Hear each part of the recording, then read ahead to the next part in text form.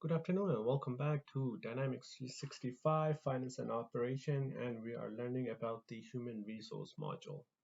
So we're going to continue to learn about that module because it's a relatively easy to configure, relatively easy to understand before we actually move into the finance and supply chain pieces.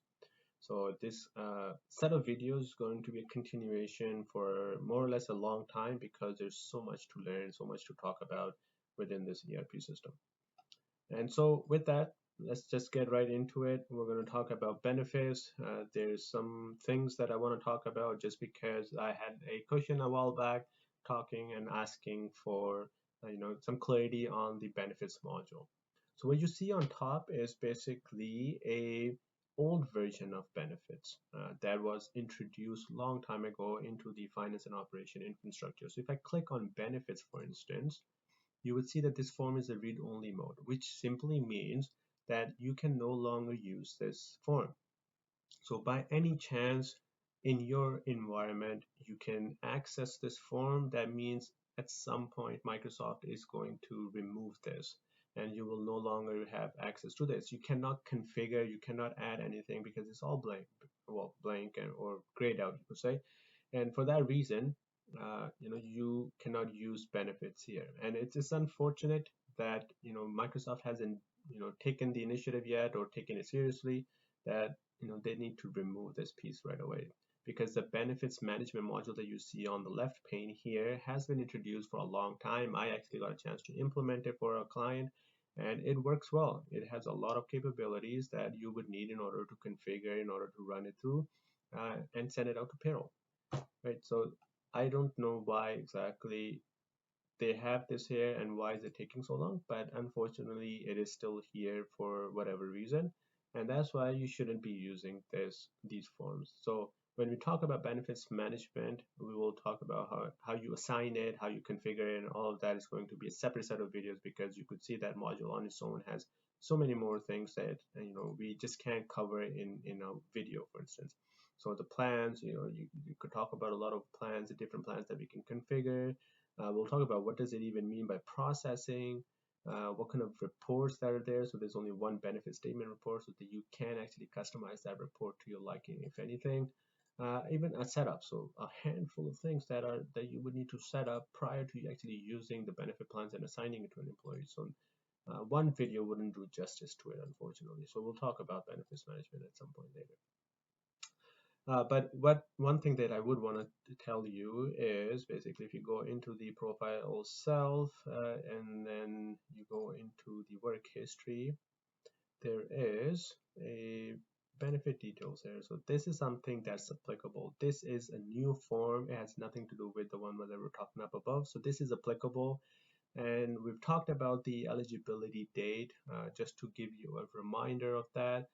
If you were to enter a eligibility date here, this will simply override the eligibility date for a plan that you would be trying to enroll this employee in. So be careful of using this. And this is just a Boolean field for physical exam, if they've done it or not when the last exam was done. It does not have anything to do with the filtering criteria of if this person is applicable to a plan or not. So it doesn't check for this. Uh, and so same thing with the Medicare eligibility. So this is just for informational purposes. Same thing with evidence of insurance, only for reference purposes. It does not play a role in the eligibility rules, but when we create them in the benefits management module. Going into compliance, so one thing that HR is all about is compliance. They want to make sure that if there's any sort of injury or incidents that happen, you want to create it against that employee and then sort of put it into their profile. Same thing with accommodation. So if somebody needs to get accommodated, and a lot of times, for instance, if somebody's fasting and they need to get accommodated for that in the workspace, then you create an accommodation. It has you cannot create reports, unfortunately, which like out of the box reports you cannot create them because they are not. You can always introduce Power BI, so that's something that Microsoft always likes to send out as part of the integrations. So it's a full set of suite which Microsoft has put together, and if your organization or client is willing to put that money in, then this all these tools will really work together well and come together to make a holistic picture for your organization from a finance perspective, from a reporting perspective. So accommodations, you can create it. It's a free text. You can create all types of accommodations. You're not limited to anything. Same thing with injury or illness incidents. It's just basically a table with a set of incidents that may have occurred. So it gives you a little bit more information about that. What is, you can create a case number. You can assign the number sequences here, the description, enter the worker itself, and the date and the time of the incident. So a lot of this piece actually comes in handy when you are a construction worker organization, like you're working in a construction company or at the back end where the warehouse is where most likely an incident may occur.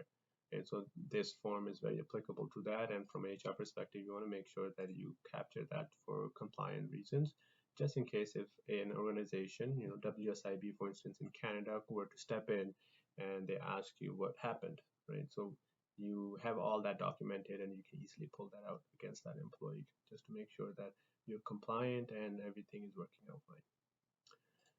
In terms of time, same thing. It's just like payroll. It's not very applicable to you as a functional consultant. So nothing that you would be using here, unfortunately.